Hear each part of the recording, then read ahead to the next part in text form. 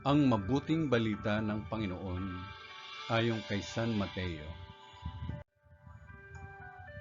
Papuri sa iyo, Panginoon. Nang mga sandaling iyon, lumapit kay Jesus ang mga alagad at nagtanong, "Sino po ang pinakadakila sa kaharian ng langit?" Tinawag ni Jesus ang isang bata.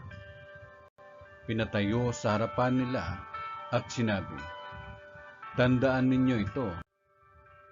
Kapag hindi kayo nagbago at tumulad sa mga bata, hindi kayo mabibilang sa mga pinaghaharian ng Diyos.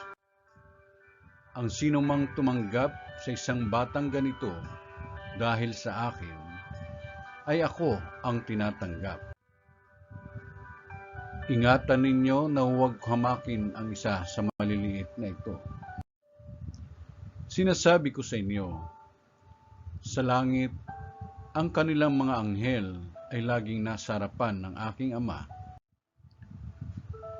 Ano sa akala ninyo ang gagawin ng isang taong may 100 tupa kung maligaw ang isa sa mga iyon? Hindi kaya niya iiwan ang 99 na nanginginain sa kaburulan upang hanapin ang naligaw? Sinasabi ko sa inyo, kapag nasumpungan niya ito, higit niyang ikinagagalak ang isang ito, kaysa 99 na hindi naligaw. Gayon din naman, hindi kalooban ng inyong amang nasa langit na mapahamak ang isa sa maliliit na ito. Ang mabuting balita ng Panginoon.